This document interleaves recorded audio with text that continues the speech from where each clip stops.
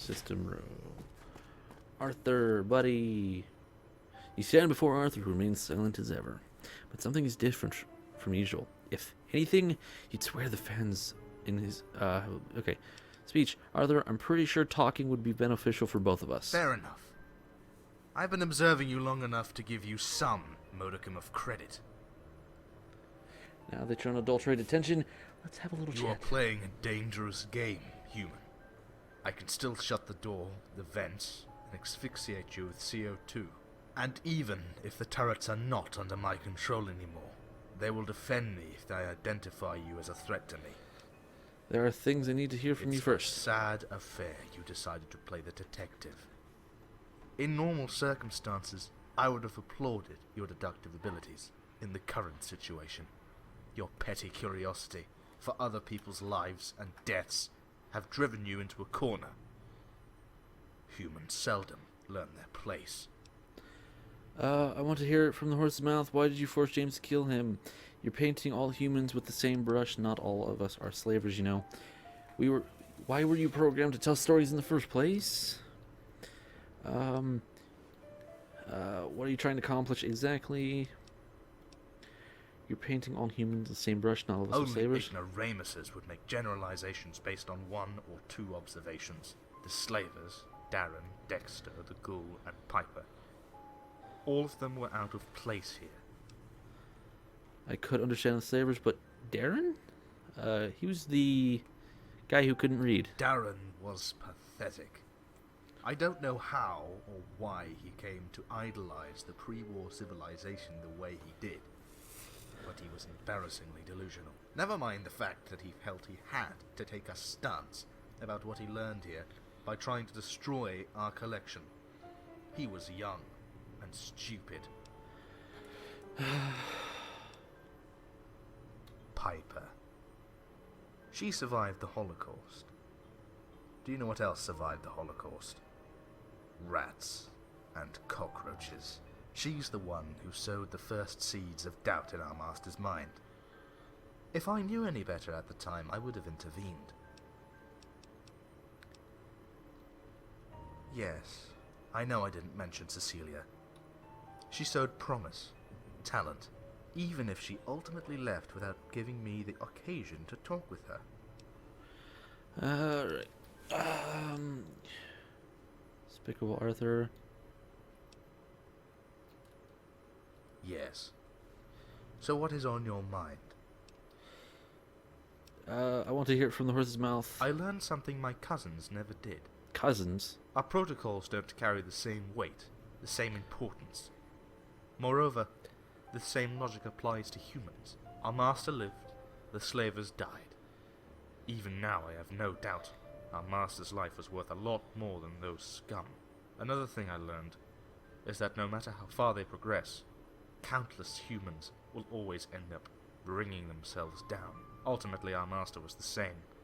He didn't have the guts to keep the library in the way he first intended it. He, as a dying old man, had less value than all of his life's work.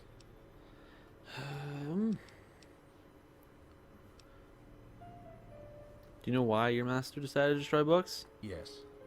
It was because he was afraid. Afraid that pre-war knowledge could be dangerous when put into the wrong hands. I disagreed. When those slavers took interest in biochemical weaponry, cybernetics, and psychological warfare, it became too much for our old and frail master. I had to act. While I support the idea that knowledge is not for everyone, destroying the books was not the correct answer. Yeah, that is true. Countless millennia ago, your ancestors crawled out of the muck and banded together in order to survive their environment. Successful as they were, their needs began to evolve. Through their successes, survival progressively became an afterthought. As their societies grew, their cries became words, their doodles became letters, and their instincts became ideas. Generations after another they bequeathed small fragments of their hard-earned wisdom, carefully carving on tablets and writing on scrolls the lessons they deemed worthy of being passed on. Carefully carving on tablets and writing on scrolls the lessons they deemed worthy of being passed on. Again and again, generation after generation, your ancestors worked tirelessly to carry on this invaluable legacy. This legacy is the only thing that makes humanity redeemable after eons of senseless violence and all-consuming greed. The culmination of this endless quest for enlightenment, of this relentless struggle against darkness. This library I am trying to protect from the likes of you. You praise humans yet condemn them for saying them in the same breath. I don't see how it relates to me. I'm just passing. Do you know what triggered the construction of this library? Auto da fe. Auto to what? Massive burnings of books. Not too long before the Great War, encouraged by their government, people began feeling the need to sort out the contents of their books, as if ageless wisdom was something to be freely cherry-picked. At the time, the terms they used to qualify these offensive contents were seditious and corrupting. So they began to assemble, gathering books, discussing how they could warp the malleable minds of their offsprings.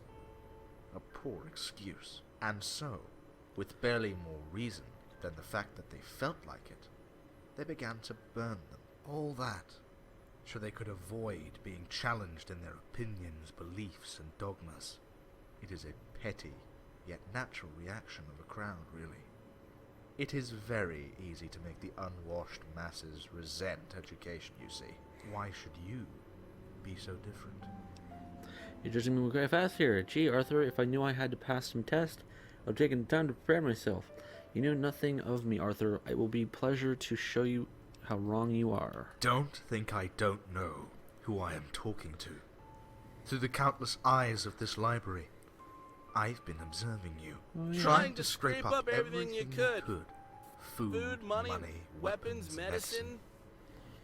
Going through every nook and cranny to find something of use. Eagerly reading books with all kinds of unsavory military knowledge. And for what? To become a better person.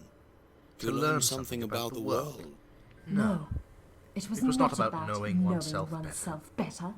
It was about getting revenge. Getting the edge over your enemies in the Mojave.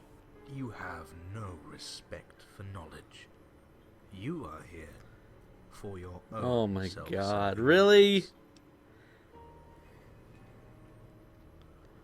Trust me when I say, don't know who you're dealing with. You should tread lightly. Let me be clear. You meddled too deep in our affairs, took a persistent interest in the death of our master, and found your way into I wasn't the restricted first one to do zones that, for though. a possible threat. And until I have reason to label you otherwise, you're staying in this library for the rest of your existence.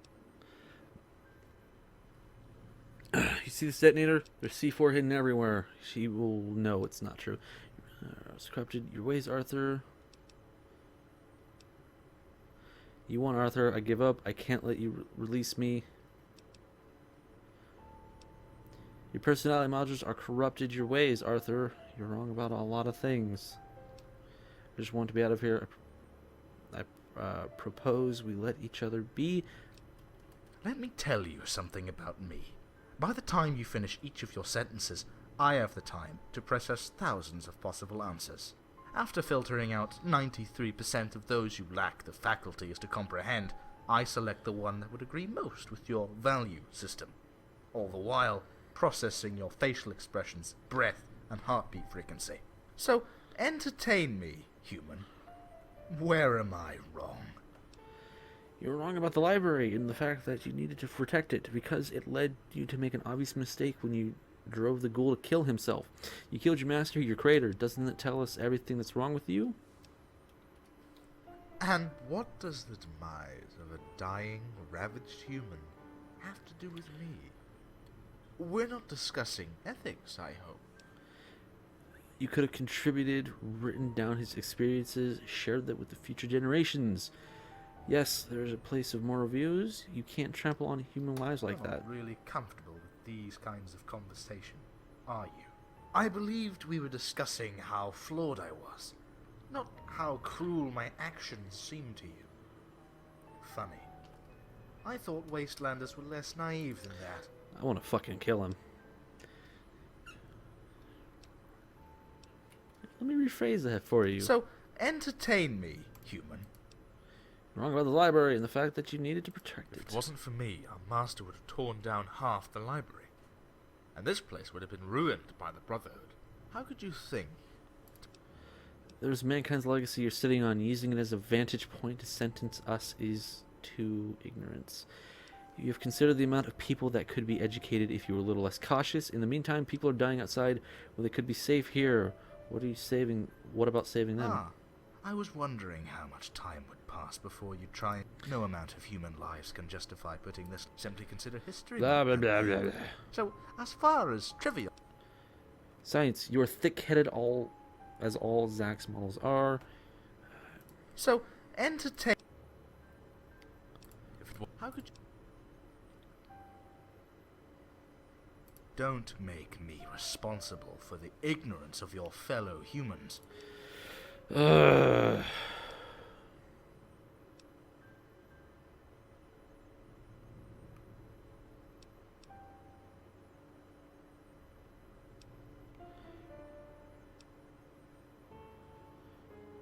Of all the knowledge you chose to chase, the mysteries you tried to...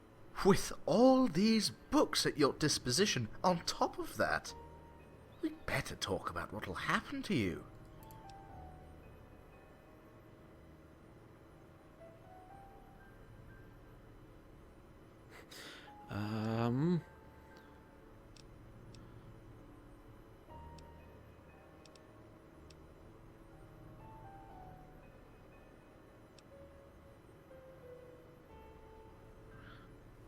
And why would I let you go?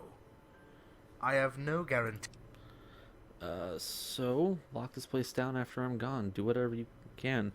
It's your problem. This library isn't worth anything to anybody. Why you're worried I may sell it out? You've seen and heard me for a while. I was here. You know I value this place. Nothing I saw you do or say makes me think you hold.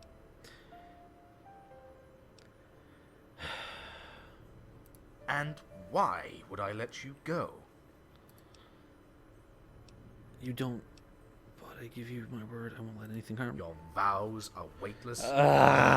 This is gonna... without evidence. This mistake's simply out of fear that something would go wrong. You wouldn't know Arthur yourself. You're not self-aware. You don't even know you're acting out of him. Then show me just one mistake. Tell me one occurrence where my personality module... During this exchange, you haven't been trying to convince me. You were trying to convince yourself. You're condemning me for having pursued the truth, while truth is a source of knowledge. You are right.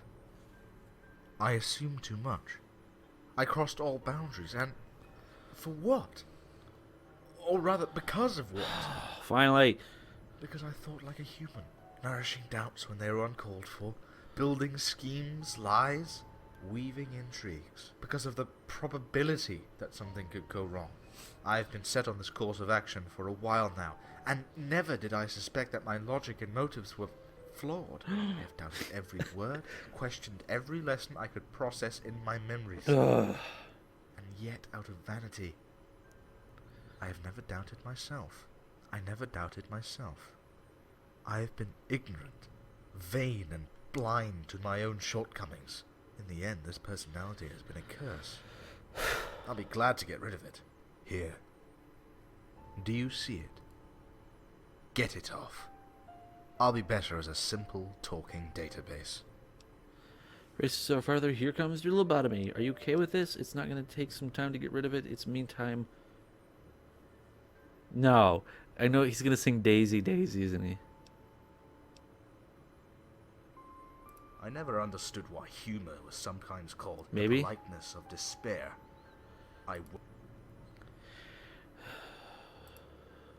You still wait in your arm, and in seconds it comes off effortlessly, leaving hanging the circuits that were plugged into it. Arthur's quiet humming stops for a moment before coming back a few seconds later. Only lighter, it's done.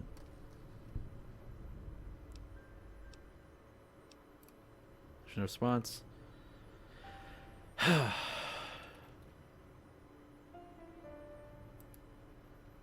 killed Arthur. Peacefully, of course. Alright, is James back in here? Do I need to go see him again? Roland's actually a little happier now that he's free. You've been in this library for a while now.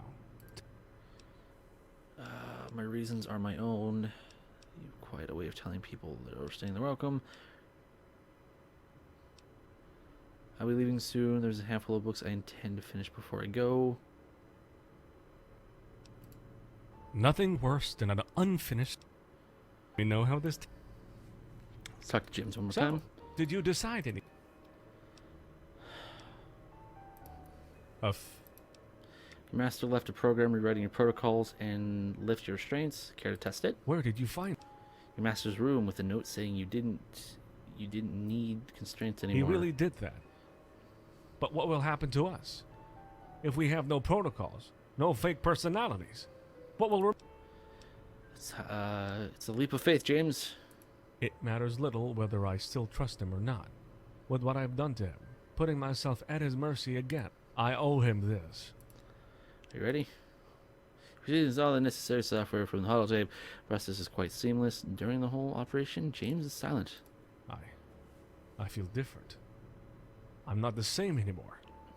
My processing power is suddenly freed from the countless amounts of superfluous communications.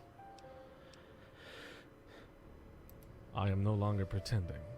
That is all there is to it. How do you feel? I can now interpret things with more clarity.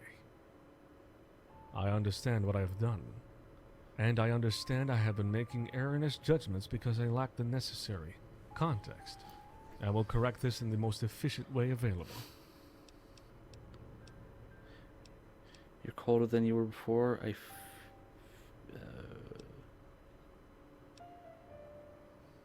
It is a waste. A terrible waste for everyone. The end of sentient life is always a terrible waste. Mm-hmm. The death of my master will remain an invaluable lesson. Do you think you have some kind of soul? It is too early for me to answer that question. In fact, I'm only truly asking myself this question for...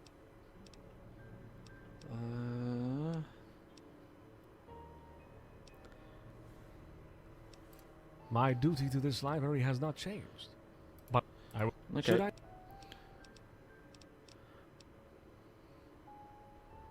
It will take time to reconcile with what I am, with what I was. But trust me, I am still James. Just much more than what I was. If I had to put it in other words, don't worry about me. You have been I hope the library also brought some to you. Here. That wraps it up, James. Printing cards. Done here, James. Thank you. Okay, well, one more thing before we go. We're going to go talk to Helena. We're going to free her of her constraints. I feel like this was a good enough way to end it off. I'll go talk to the maintenance bots, as the maintenance bot and Edgard, really quick to, see if I can do that to them. All right, Helena. It's terrible what happened. I have this holotape here. It is very kind of you, but I'm not sure I should change the way I'm programmed. Really? She's happy with the way she I heard. is. So you think our master's death isn't accidental? That's certain.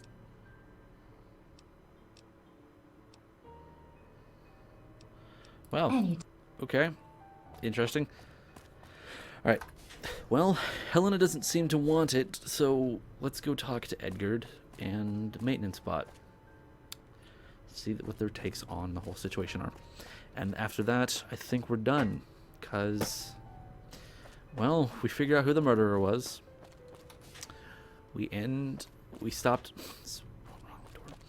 We managed to make it so Arthur was no longer sentient. He's no longer able to discuss the situation, and he's free of his AI, basically. I think he exists as... I think he's still there, but he's not there as he was before. Alright. I'm busy, please be quick. Edgar... protocols? Here's a little... Look at that. So we finally made... So, interested? No, thank you. What? I'm already perfectly synchronized with the type of clarity I value. I am not ready to endanger all my efforts and... Okay. Why would I? The point of... Now we... Yet the fact that you judged it could benefit me. Any kind of gratitude I could express would Okay, well, he doesn't want it.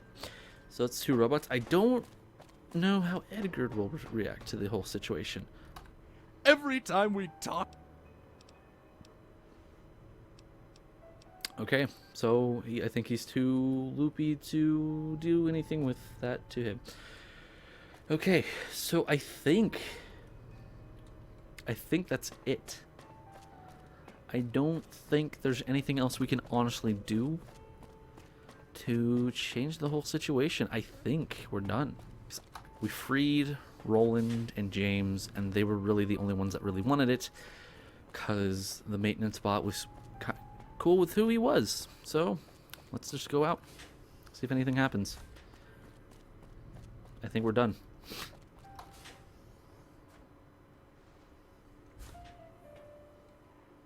All right. After the courier's departure, more and more people came to Hypatia, glad they could learn something that they would exploit to further their ends. Inevitably, the library suffered. With no more food stocks and barely any amenities to speak of, the flow of visitors soon dried up. Despite the vigilance of its denizens, countless books were ruined, profaned, or freely borrowed, as they would put it. But despite the countless abuse the library of Hypatia suffered, she nevertheless impregnated the minds of countless people. People who would bear its invaluable and otherwise forgotten fruits into the wasteland. Now severed from his personality module's influence, Arthur resumed his duties with quiet impartiality. He kept a functional eye on the library's well-being, and also continued to answer any questions he was asked, though without embellishment. Arthur was no more, and in his stead was a peaceful machine that provided clear answers when they were needed. Released from his protocols and constraints, James wandered in the wastelands for a while. Though free from his questioning behavior, he was nevertheless curious about the lives of the people outside. At first he did so out of habit, in hopes to find a way to promote the library, and afterwards, because he simply found it all very interesting. And for the very first time in his existence, instead of asking questions, he began to observe and try to make sense of things on his own. Years passed, and eventually came back to the library, strengthened from his newfound wisdom. He managed his former function with a renewed open mind. Helena continued to explore her own synthetic psyche, with little apparent progress. As the time went by, she progressively grew frustrated by her seemingly unending streak of failures. Little she knew that the only thing she lacked wasn't the skill to help her patients, which she could in her own unorthodox style. What she actually lacked was the experience and confidence that she was wise, understanding, and creative enough to do it. Now free to take on the whole Mojave with his award-winning personality, Roland set out to playfully humiliate the inhabitants of this world, pushing them to the very edge of suicide, but stopping short, only because he was a good guy. Over time, things went more or less expected, and the Wastelanders didn't quite respond favorably to Roland's altruistic evangelism. Roland ended up badly beaten, dismantled for parts, and tossed down into a rocky ravine and left to rot more than he had hoped. And he had hoped it would only happen 24 or so times. And yet, against all odds, a kind soul came along every single time and hauled his broken and mangled body from that hopeless ravine and repaired him back to working order. Perhaps there is hope in this world. Or maybe it was that message he scrawled on his hull that read, "Super duper treasure in databank. Fix for free treasure map," that had something to do with it. After the courier's departure, the maintenance bot's return, and Robson's demise, Edgard began to think. Really hard. A lot, a bit too much to be honest, happened in a short span of time, and for the first time, he asked himself if it was right for him to hide away. With Helena's help and the maintenance bot's guidance, Edgard progressively forgot his own inadequacy. And though he remained that strange little oddball, he nevertheless found his place in the library by becoming a teacher for young children. Though his teaching skills were practically non-existent, he did provide endless amusement to the children he was in charge of. After a while, the young ones discovered that enlightenment wouldn't come from Edgard's poor tutelage, but from their own curiosity. Edgard's joyful spirit, and even his teaching, was able to produce a safe space for learning, where they could learn, at their own pace, that knowledge is nothing to be intimidated about. The maintenance bot resumed his numerous duties with his usual stoicism. His dry, methodical work would ensure that the library's timeless collection would endure with the passing of time. On the occasion, he would help Helena in nursing Edgard back to some semblance of mental health. Inspired by the latter's progress, and his own stimulating exchanges with the courier, he began keeping most of his thoughts to himself, now trusting others' abilities to come up with their own conclusions. His constant occupations and occasional mentoring, coupled with a strict self-discipline, brought him an unshakable inner peace. And though he never forgave his master's poor choices and misguided tyranny, he still quietly mourned his death. As for the courier, it was now time for her to resume her quest. While Hypatia had been a strange step on her journey, she couldn't shake the feeling that it set something right within her, as if something that was previously dormant was now hatching within. These machines had struggled with their own sentience to become more than what they were. In fact, she was not so different. She was also seeking herself, and maybe that meant becoming something different as well. All that mattered was to set herself in motion, and by leaving the library, that's what she began to do. Alright guys, well, that ending took a little longer than I expected, but we finally finished Autumn Leaves. I feel like we ended off on a really good note. I think everything went the way I had hoped it had. It seems like the library will continue to live on, even with the passing of Arthur, and I think we did a good job. So, if you like the series, be sure to hit that like and subscribe button. This was really fun. It took a lot longer than I expected, and it was kind of boring at the beginning, but things went the way I had hoped they would. I hoped that we could leave the library, leaving them protected and leaving them happy with the way we left it. So guys, thanks for watching Autumn Leaves, and I'll see you guys on our next quest.